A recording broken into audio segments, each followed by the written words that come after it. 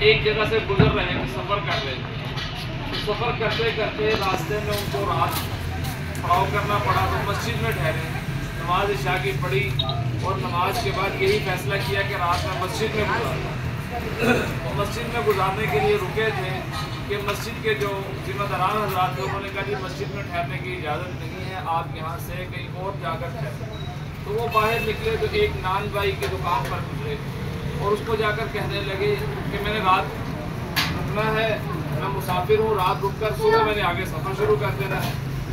تو وہ نان بھائی جو تندور والا تھا اس نے کہا کہ میں نے رات ساری کام کرنا ہے کسی کا، تو آپ ایسا کریں کہ آپ میری جگہ پر بستر پر آرام کریں۔ تو امام احمد بن حنبل رحمۃ اللہ علیہ تندور والے کے بستر پر لیٹ گئے اور تندور والا کام کرتا رہا۔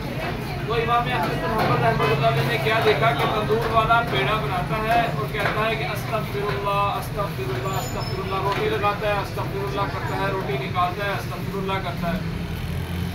تو صبح امام احمد بن حنبل رحمۃ اللہ علیہ نے اس سے پوچھا کہ میں نے یہ سنا ہے کہ جو بندہ کثرت سے استغفار کرتا ہے اللہ تعالیٰ اس کی ساری دعاؤں کو قبول کرتے ہیں، تو آپ بھی بہت زیادہ استغفار کرتے ہو، کیا آپ کی بھی ساری دعائیں قبول ہوتی ہیں؟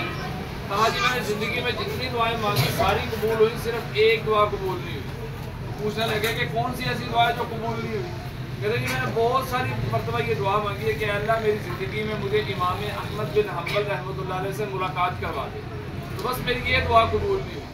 تو کہنے لگے امام احمد بن حنبل رحمۃ اللہ علیہ کہ آج اللہ تبارک و تعالیٰ نے آپ کی یہ دعا بھی قبول کر لی، میں امام احمد بن حنبل آپ کے سامنے کھڑا ہوں۔ تو جو بندہ کثرت سے استغفار کرتا رہتا ہے اللہ تبارک و تعالیٰ اس کی دعاؤں کو قبول کرتا ہے، اور اللہ تبارک و تعالیٰ نے قرآن پاک میں بھی ارشاد فرمایا ہے فاستغفروا ربکم انہ کان غفارا۔ پہلا انعام اللہ تبارک و تعالیٰ استغفار کرنے والے کو کیا دے رہے ہیں کہ اللہ تبارک و تعالیٰ کہہ رہے ہیں میں اس کے سارے گناہوں کو معاف کر دوں گا۔ آگے کیا کہا فقلت استغفروا ربکم انہ کان غفارا یرسل السماء علیکم مدرارا۔ اللہ تعالیٰ کہہ رہے ہیں میں آسمان سے بارشیں دوں گا، وَيُمْدِدُكُمْ بِأَمْوَالٍ۔ تیسرا انعام اللہ تبارک و تعالیٰ خود کہہ رہے ہیں کہ میں اس بندے کو جو بندہ کثرت سے استغفار کر رہا ہے اس کو میں بہت سارا مال دوں گا۔ ہمیں کوئی وزیر اعظم نہیں دے رہا، کوئی چودھری وڈیرا نہیں دے رہا، اللہ تبارک و تعالیٰ کہہ رہے ہیں کہ میں مال دوں گا۔ تو کتنا مال دیں گے؟ ہماری سوچ سے بھی کئی گنا بڑھ کر۔ تو اس لیے ہم کثرت سے استغفار کرنے والے بنے۔ پھر اللہ تبارک و تعالیٰ کہہ رہے ہیں کہ میں ان علاقوں میں جو علاقے والے استغفار کثرت سے کریں گے میں اس علاقے میں بارشیں برساؤں گا، خوشحالیاں دوں گا، نہریں برسا دوں گا، اور اللہ تبارک و تعالیٰ کہہ رہے ہیں کہ میں زمینوں سے بھی اناج دوں گا اور آسمان سے بھی رحمتیں برساؤں گا۔ تو اس لیے ہم کثرت سے استغفار کرنے والے خود بھی بنیں، دوسروں کو بھی استغفار کا کہیں۔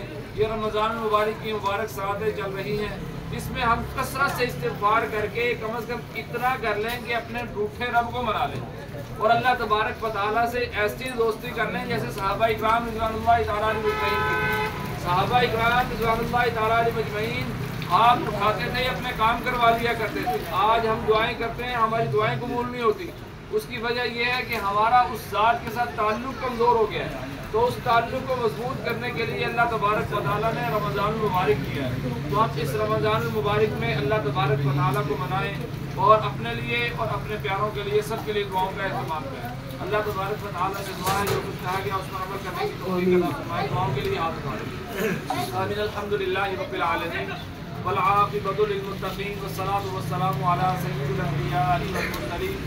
ربنا آتنا فی الدنیا حسنۃ وفی الآخرۃ حسنۃ وقنا عذاب النار۔ ربنا ظلمنا انفسنا وان لم تغفر لنا وترحمنا لنکونن من الخاسرین۔ اے اللہ تو ہمارے گناہوں کو معاف فرما، اے اللہ تو ہم سے راضی ہو جا، اے اللہ تو ہم سے راضی ہو جا، اے اللہ سارے مسلمانوں کے لیے ساری ساری خیریں، ساری عافیتیں، ساری سہولتیں، ساری رحمتیں، ساری برکتیں فرما۔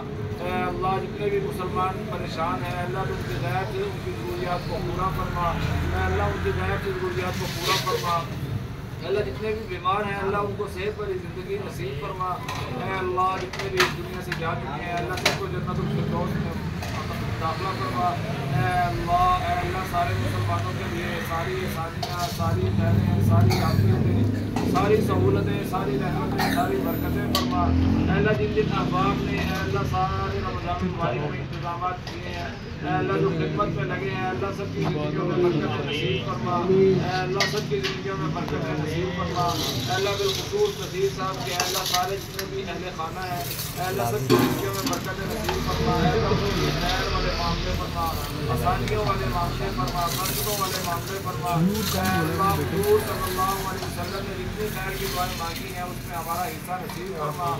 अल्लाह जितने शुरूर से गुनाह मांगे हैं अल्लाह उसमें हमारा उससे पनाह नसीब फरमा। अल्लाह हमारी दुआओं को कबूल फरमा। अल्लाह तो हमारी दुआओं को कबूल फरमा।